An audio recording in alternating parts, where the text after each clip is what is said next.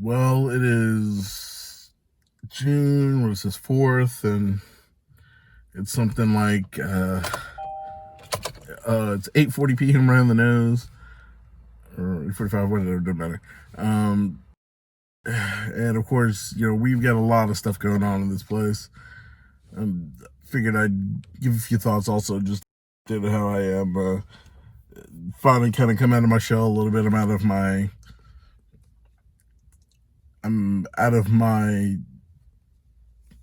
still not out of it, but I'm out of my funk from my grandmother passing. It kind of put me in a really dark, like not so fun place for a long, long while. I'm back here with Basic Society, like I've been doing every Sunday and Wednesday. I've been helping them do their podcast every Wednesday and every Sunday, Wednesday, and it's Wednesday, obviously. Some of the stuff that's going on, it's just I'm finally happy people are waking up, because right now I'm seeing a country in agony. I'm seeing a country and a people and a voice in agony, and it's a lot of young people. When I say young, I'm one of those young people. Because we've had our voice squelched the entire time, and myself as a person of color, our voice even more. It's also Pride Month now, so it's all of those voices coming together as one. That makes me kind of happy that everyone's pushing, and as of this moment, there are protests in all 50 states, and kind of wrap your head around that one. All 50 states, all of them. So this is something. It makes me really happy. It makes me really, really happy. But I don't want to see things that are that are being blamed on protesters, like we always do. Riots or whatever. They're not part of the protest. They are opportunists who are taking advantage of a situation. And they are also people who are not part of that. And they're people who are looking to do things they're not supposed to be doing. Can't lump them in together, but if you want to lump them all together, a few bad apples spoils the bunch, as you want to say. It's the same thing as you bad cop spoils all of them. And I'm not a cop hater or anything by any means. A lot of people try to label me as that, but I'm not. You can show respect and show reverence to the position that someone has, but still want to hold them accountable for when they mess it up or abuse it. Those two concepts are not mutually exclusive. It's the same thing where, like, for me, a lot of people assume for me, because I'm a big dude, that I play football or what have you, when I don't. Like, but that's neither here nor there. It's been a long, long few months, and it's just gonna get better. My single greatest regret is that somebody had to die in order for this dream to live, or even have a chance of living. And they always want young people to be part of a cause or speak up, and we're doing it.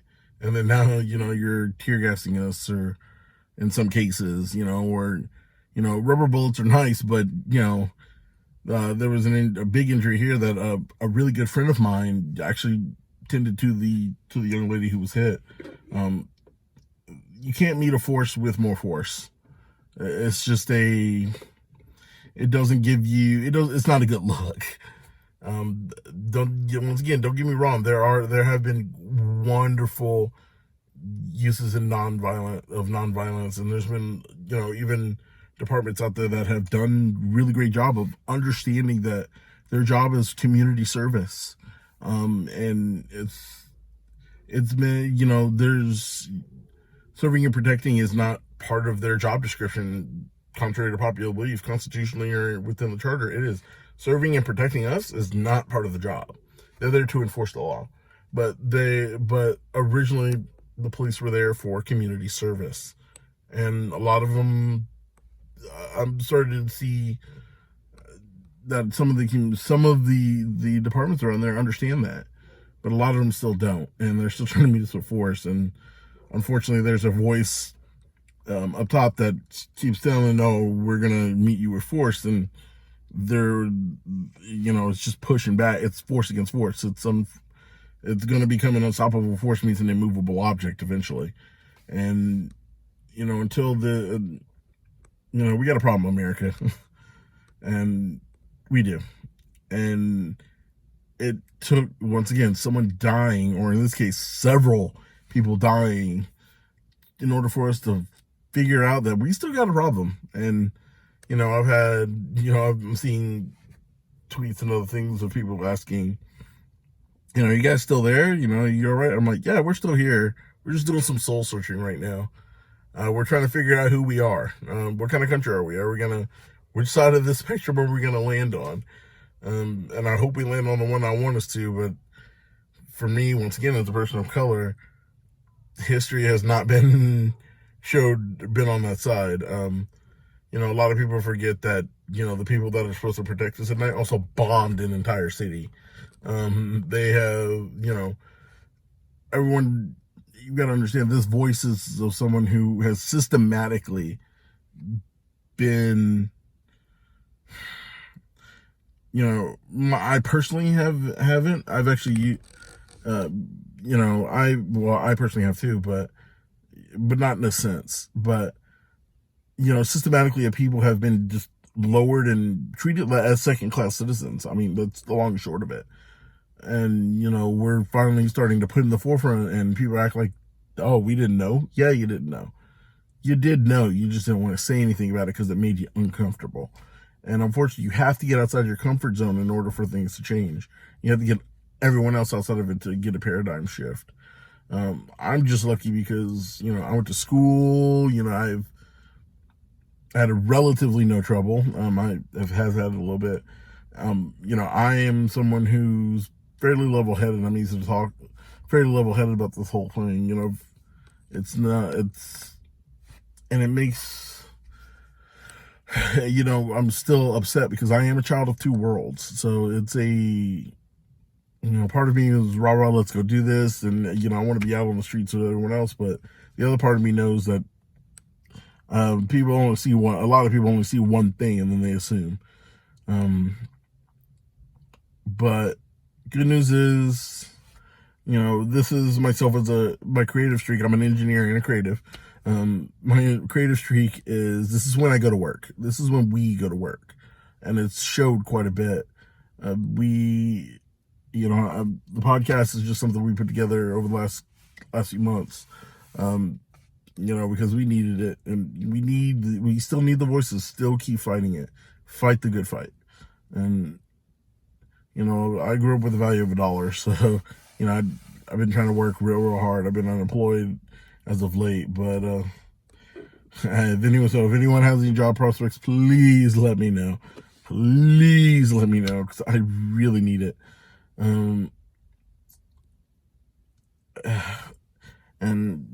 But yeah, I'm just, there's a lot more that's behind there, but it's just, we have to take a look at each other, and we have to understand that we need to get back to, a lot of people try to sidetrack a lot of this, saying, oh, well, this is destroyed, but so that was the Boston Tea Party. We destroyed tea. And then everyone's like, oh, it's not the same. Yeah, it is the same. It's the exact same. Those guys were fighting oppression from, in this case, King George and Britain, and the way they did that was by destroying tea. The way that, they didn't have to, but that was the one way they knew how. They tried peaceful protests for a while, and it didn't work, and it was met with, force and the like. And that's what these protests are about. We tried peaceful protests. We had a guy kneel down during the NFL, and people got mad because man knelt during Magic song and was disrespecting the flag, and that's what wasn't what he was doing.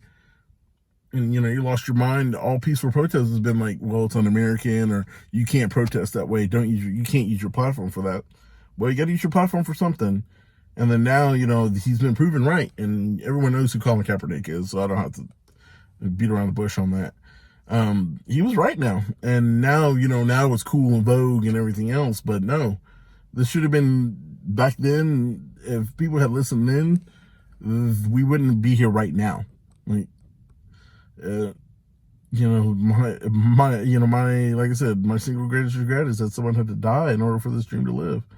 And it's the same thing with me.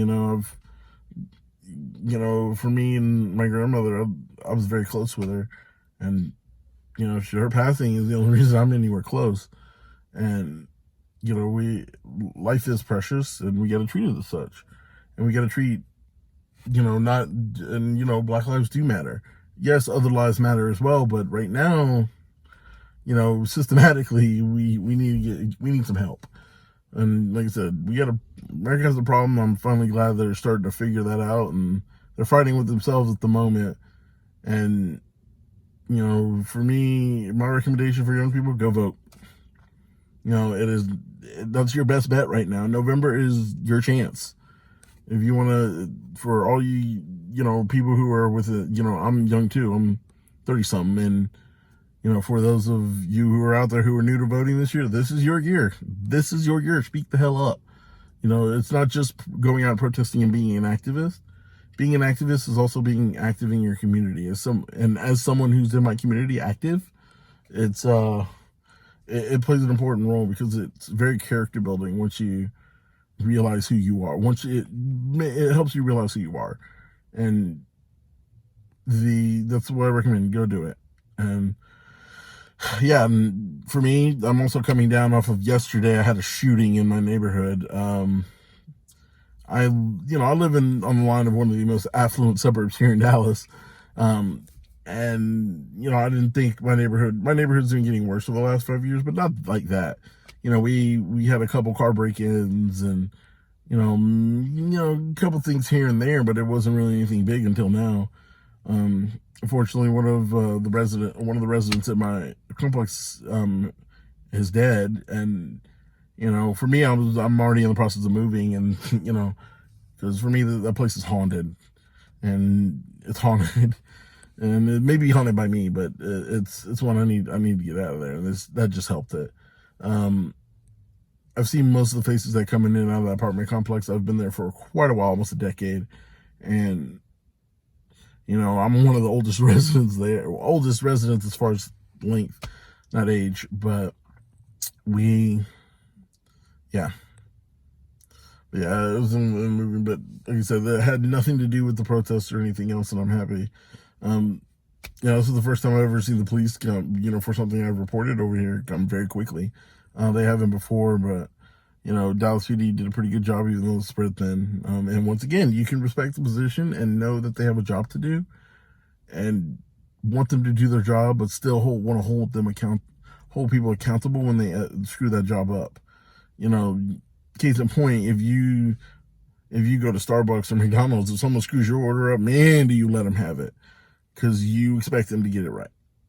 It's the same thing here. That's something we forget. But it's also mutual respect. I get on my soapbox with all that, but just, you can't forget something about that. You got to give mutual respect. But it's not, respect has two definitions. And the definitions are, one is to show reverence for, or to show reverence for and or existence of one's dominion over another. And then the other one is to show, to give, the other one, I can't remember if that's Merriam-Webster. Yes, Merriam-Webster. Oxford one is, another Oxford one is to show reverence or position of or existence of something. So the term, you respect me, I respect you, to me, no. I'm not a big fan of that, because that basically says if you show to me that I have dominion over you, I control you, I will acknowledge that you exist. That's why I don't enjoy that turn of phrase. I'll never say that to somebody. I will say to somebody, hey, if you treat me correctly, I will treat you correctly. Golden rule, all that. But, I never say if you respect them, they respect you, because you don't have dominion over me. You don't. Sorry. But yeah. Anyways. welcome. Guess we'll see you guys later, and that's just what's going on with me, and we'll get back to podcasting and get some more music out.